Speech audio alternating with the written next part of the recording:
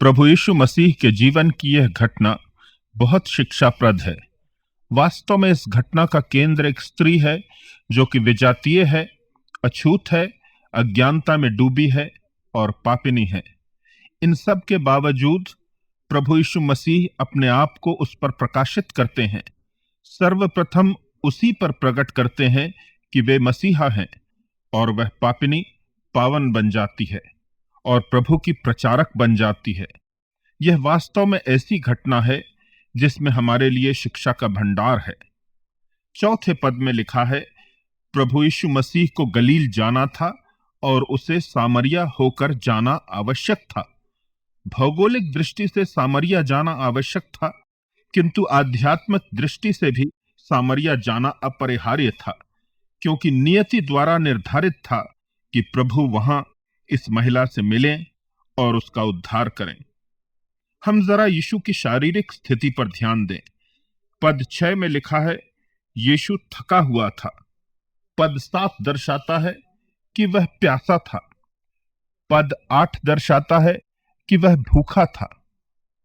हमारे मनों में मसीह का जो चित्र है, जनमानस में मसीहा की जो परिकल्पना है, वह एक सामर्थी, ऐश्वर्यपूर्ण, महिमा मंडित विश्व विजेता की है। किंतु यहां है एक मसीहा जो थका है, प्यासा है और भूखा है। मेरे लिए और करोड़ों लोगों के लिए यीशु का यह चित्र बहुत महत्वपूर्ण है। परमात्मा की मानव के साथ सह अनुभूति और समानुभूति संभव है। जो थका है वह जानेगा मेरी थकान की पीड़ा, और जब वह कहेगा, हे थके और बोझ से दबे लोगों मेरे पास आओ, तब उसके आमंत्रण पर मेरी कुछ आस्था होगी। वह जो भूखा है वह जानेगा मेरी भूख की पीड़ा, और इसलिए उसका यह कहना सार्थक होगा, जीवन की रोटी मैं हूं, जो इस रोटी में से खाए कभी भूखा ना होगा। वह जो प्यासा है वह जानेगा मेरी प्यास, और तब वह कह सकेगा, जो कोई यह जल पिएगा जो मैं उसे दूंगा, वह फिर अनंत काल तक प्यासा न होगा। प्यासा प्रभु सामरिया गांव के याकूब के कुएं की जगत पर बैठ गया, और छठे घंटे के लगभग एक सामरी स्त्री वहां जल भरने आई। स्त्री ने दोपहर का बहुत असामान्य समय पानी भरने के लिए चुना। सामान्यतः स्त्रियां सुबह जल भरने आती हैं। शायद यह स्त्री जिस प्रकार अपने नैतिक जीवन में अव्यवस्थित थी, वैसी ही अपनी दिनचर्या में भी थी। या संभवतः उसने ऐसा समय इसलिए चुना जब कुएं पर अन्य स्त्रियां ना हों और उस पर महिलाएं कोई व्यंग या कटाक्ष ना करें जिसमें वे दक्ष होती हैं। या शायद उस स्त्री में स्वयं में अपराध भावना हो और वह दूसरों से मुंह छिपाना चाहती हो। कैसी भी स्थिति रही हो, उसी स्थिति में उसकी मुलाकात प्रभु से होती है। परमेश्वर हमारे अस्तित्व की वास्तविकता के मध्य हमसे मिलता है। हमारा उससे साक्षात्कार होता है। हम मनुष्य से मुंह छिपा सकते हैं, परमेश्वर से नहीं। तब यीशु ने उस महिला से कहा, मुझे पानी पिला, गिव मी अ ड्रिंक। बड़ी अजीब बात है। जो परमात्मा का स्वरूप है वह एक तुच्छ नीच अज्ञानी महिला से पानी मांगता है। सच यह है कि इंसान भी परमेश्वर को कुछ दे सकता है। आज मेरे लिए और संसार के करोड़ों लोगों के लिए यीशु का आकर्षण यह नहीं है कि वह क्या देता है, परंतु वह क्या मांगता है। यह परमेश्वर की चुनौती है हमारे लिए। J.F. कैनेडी ने अपने पद ग्रहण समारोह में अपने देशवासियों से कहा था, यह न पूछो कि तुम्हारा देश तुम्हारे लिए क्या कर सकता है, किंतु यह पूछो कि तुम अपने देश के लिए क्या कर सकते हो। और देश के लिए जीवन उत्सर्ग करने वालों की भीड़ लग गई। भारत की आजादी की लड़ाई के दौरान सुभाष चंद्र बोस ने कहा था, तुम मुझे खून दो, मैं तुम्हें आजादी दूंगा। और खून देने वालों की भीड़ लग गई। प्रभु यीशु का आकर्षण भी इसीलिए है कि वह हमारे भीतर जो सर्वोत्तम है उसे समर्पण के लिए प्रेरित करता है। उसकी चुनौती है, उसका आह्वान है, मैं प्यासा हूं, मेरी प्यास को तृप्त करो।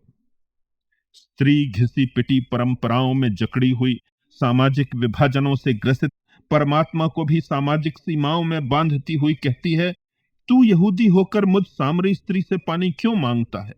यहूदी सोचते हैं परमात्मा यहूदी है, अमेरिकन सोचते हैं परमेश्वर अमेरिकन है और भारतीयों के मन में परमात्मा की छवि एक भारतीय की है। हमारा चिंतन कितना कुंठित है, हमारी दृष्टि कितनी सीमित है।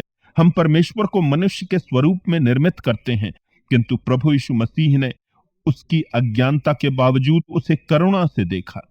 स्त्री की सीमित बुद्धि ने विरक्ति नहीं किंतु करुणा उपजाई, और प्रभु यीशु मसीह ने उससे कहा कि हे स्त्री, काश तू यह जानती कि जो तुझसे जल मांग रहा है वह कौन है, तब तू उससे मांगती और वह तुझे जीवन का जल देता।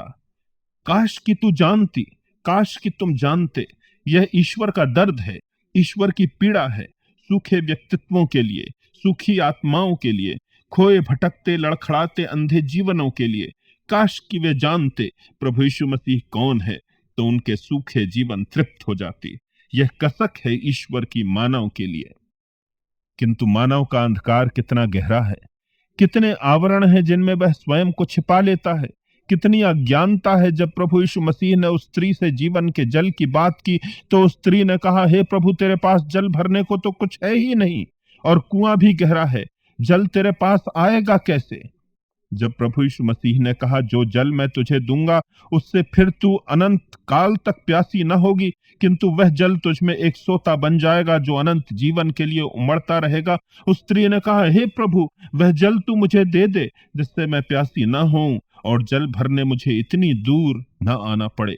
हम अज्ञानता में कितने ही उलझे रहें, मूल को छोड़कर परिधि के प्रश्नों पर बहस करते रहें, किंतु जब प्रभु यीशु मसीह से सामना होता है तो केंद्रीय प्रश्न तक पहुंचना ही पड़ता है, और वह केंद्रीय प्रश्न है अपने पाप के साथ हमारा साक्षात्कार। यही साक्षात्कार प्रभु ने उस स्त्री के साथ कराया। उन्होंने उससे कहा, जा अपने पति को बुला ला। उस स्त्री ने जवाब दिया, मैं बिना पति की हूं। यीशु ने उससे कहा, तू ठीक कहती है, क्योंकि तू 5 पति कर चुकी है और जिसके पास तू अब है वह भी तेरा पति नहीं है। स्त्री जिस तथ्य से बचना चाहती थी उससे बच ना सकी। अपने पाप का एहसास हुआ, साथ ही उद्धारक का भी एहसास हुआ। उसने कहा, हे प्रभु, मुझे ज्ञात होता है कि तू भविष्यद्वक्ता है। किंतु इस एहसास के बाद भी स्त्री ने यह तो समझा कि उसे धर्म की आवश्यकता है, पर वह यह न समझ सकी कि उसे उद्धारकर्ता यीशु की आवश्यकता है। वह कहने लगी, हम सामरी लोग तो इसी पर्वत पर उपासना कर लेते हैं और तुम यहूदी लोग कहते हो कि उपासना यरूशलेम में करना चाहिए। प्रभु यीशु मसीह ने कहा, वह समय है कि न तो इस पर्वत पर उपासना होगी और न यरूशलेम के मंदिर में, परंतु सच्चे भक्त परमेश्वर की उपासना कहीं भी आत्मा और सच्चाई से करेंगे। स्त्री के लिए एक अजीब प्रकाशन रहा है, किंतु अंतिम आवरण अभी भी हटना था। मात्र शाब्दिक सत्य के साथ साक्षात्कार बस नहीं, सत्य के स्वरूप मसीह के साथ साक्षात्कार होना चाहिए। स्त्री ने कहा, जब मसीह आएगा तब सब कुछ स्पष्ट हो जाएगा। परंतु प्रभु ने कहा, मैं जो तुझसे बोल रहा हूं वही मसीह हूं। कितना क्रांतिकारी क्षण रहा होगा। साक्षात मसीह से सामना, ज्ञान से सामना हुआ, अपने पाप से सामना हुआ, धर्म से सामना हुआ और अब सत्य के स्वरूप मसीह से सामना हुआ। स्त्री के जीवन में क्रांति आ गई। पता नहीं क्या हुआ कि अज्ञानता के संपूर्ण आवरण हट गए। जो पापिनी थी वह पवित्र बन गई, जो 5 पतियों में उलझ चुकी थी वह प्रभु की प्रचारक बन गई।